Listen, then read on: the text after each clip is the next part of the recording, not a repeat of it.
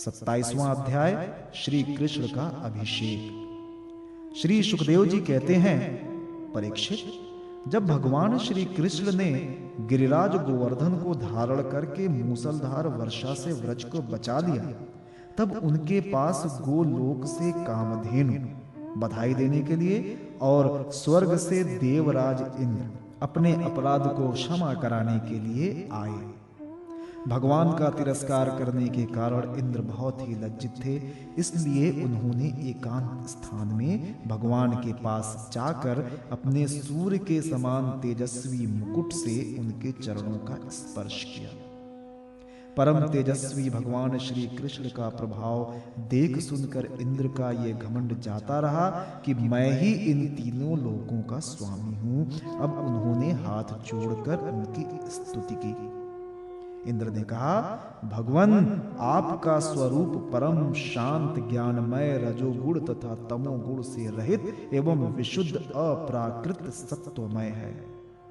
ये गुणों के प्रवाह रूप से प्रतीत होने वाला प्रपंच केवल मायामय है, क्योंकि आपका स्वरूप न जानने के कारण ही आप में इसकी प्रतीति होती है।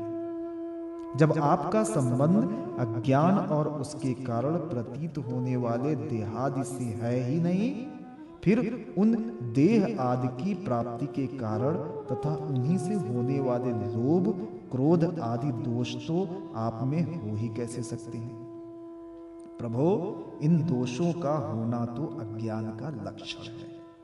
इस प्रकार यद्यपि अज्ञान और उससे होने वाले जगत में आपका कोई संबंध नहीं है, फिर भी धर्म की रक्षा और दुष्टों का दमन करने के लिए आप अवतार ग्रहण करते हैं और निग्रह अनुग्रह भी करते हैं। आप जगत के पिता, गुरु और स्वामी हैं। आप जगत का नियंत्रण करने के लिए दंड धारण किए हुए दुस्तर काल हैं। आप अपने भक्तों की लालसा पूर्ण करने के लिए स्वच्छंदता से लीला शरीर प्रकट करते हैं, और जो लोग हमारी तरह अपने को ईश्वर मान बैठे हैं, उनका मान मर्दन करते हुए अनेकों प्रकार की लीलाएं करते हैं। प्रभो, जो मेरे जैसे अज्ञानी और अपने को जगत का ईश्वर मानने वाले हैं, वे जब देखते हैं कि बड़े बड़े भय के अवसरों पर भी आप निर्भय रहते हैं, तब वे अपना घमंड छोड़ देते हैं और गर्व रहित होकर संत पुरुषों के द्वारा सेवित भक्ति मार्ग का आश्रय देकर आपका भजन करते हैं। प्रभो, आपकी एक एक चेष्टा दुष्टों के लिए दंड विधान है। प्रभो, मैंने ऐश्वर्य के मद से चूर होकर आपका अपराध किया है, क्योंकि मैं आपकी शक्ति और प्रभाव के संबंध में बिल्कुल अनजान था। परमेश्वर, आप कृपा करके मुझ मूर्ख अपराधी का ये अपराध क्षमा करें और ऐसी कृपा करें कि मुझे फिर कभी ऐसे दुष्ट अज्ञान का शिकार न होना पड़े। स्वयं प्रकाश इंद्रियातीत परमात्मन, आपका ये अवतार इसलिए हुआ है कि जो असुर सेनापति केवल अपना पेट पालने में ही लग रहे हैं और पृथ्वी के लिए बड़े भारी भार का कारण बन रहे हैं, उनका वध करके उन्हें मोक्ष दिया जाए, और जो आपके चरणों के सेवक हैं, आज्ञाकारी भक्तजन हैं, उनका अभ्युदय हो, उनकी रक्षा हो। भगवान, मैं आपको नमस्कार करता हूँ। आप सर्वांतर्यामी पुरुषोत्तम तथा सर्वात्मा वासुदेव हैं। आप यदुवंशियों के एकमात्र स्वामी, भक्त वत्सल एवं सबके चित्त को आकर्षित करने वाले हैं। मैं आपको बार बार नमस्कार करता हूँ। आपने जीवों के समान कर्मवश होकर नहीं, स्वतंत्रता से अपने भक्तों की तथा अपनी इच्छा के अनुसार शरीर स्वीकार किया है। आपका यह शरीर भी विशुद्ध ज्ञान स्वरूप है। आप सब कुछ हैं, सबके कारण हैं और सबके आत्मा हैं। मैं आपको बार बार नमस्कार करता हूँ। भगवान, मेरे अभिमान का अंत नहीं है और मेरा क्रोध भी बहुत ही तीव्र मेरे वश के बाहर है। जब मैंने देखा कि मेरा यज्ञ तो नष्ट कर दिया गया, तब मैंने मूसलधार वर्षा और आंधी के द्वारा सारे ब्रजमंडल को नष्ट कर देना चाहा, परंतु प्रभु, आपने मुझ पर बहुत ही अनुग्रह किया। मेरी चेष्टा व्यर्थ होने से मेरे घमंड की जड़ उखड़ गई। आप मेरे स्वामी हैं, गुरु हैं और मेरे आत्मा हैं, मैं आपकी शरण में हूं। श्री सुखदेव जी कहते हैं, परीक्षित, जब देवराज इंद्र ने भगवान श्री कृष्ण की इस प्रकार स्तुति की, तब उन्होंने हंसते हुए मेघ के समान गंभीर वाणी से इंद्र को संबोधन करके कहा। श्री भगवान ने कहा, इंद्र, तुम ऐश्वर्य और धन संपत्ति के मद में पूरे पूरे मतवाले हो रहे थे, इसलिए तुम पर अनुग्रह करके ही मैंने तुम्हारा यज्ञ भंग किया है। ये इसलिए कि अब तुम मुझे नित्य निरंतर स्मरण रख सको।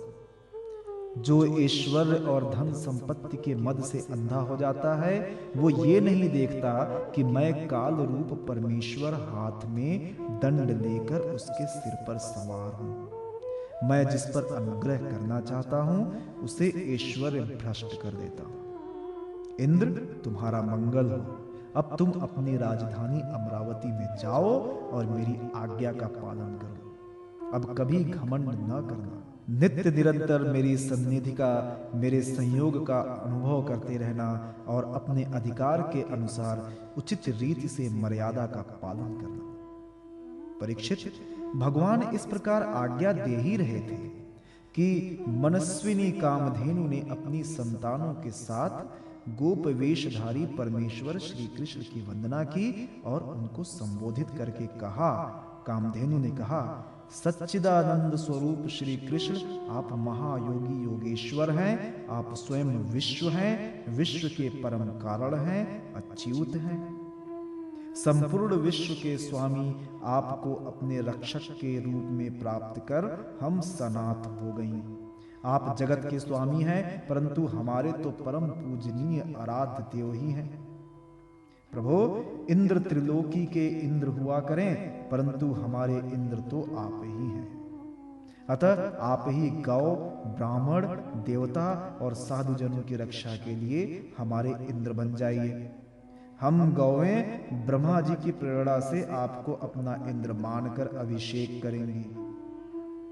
विश्वात्मन, आपने पृथ्वी का भार उतारने के लिए ही अवतार धारण किया है। श्री सुखदेव जी कहते हैं, परीक्षित, भगवान श्री कृष्ण से ऐसा कहकर कामधेनु ने अपने दूध से और देव माताओं की प्रेरणा से देवराज इंद्र ने ऐरावत की सूंड के द्वारा लाए हुए आकाशगंगा के जल से देवर्षियों के साथ यदुनाथ श्री कृष्ण का अभिषेक किया और उन्हें गोविंद नाम से संबोधित किया।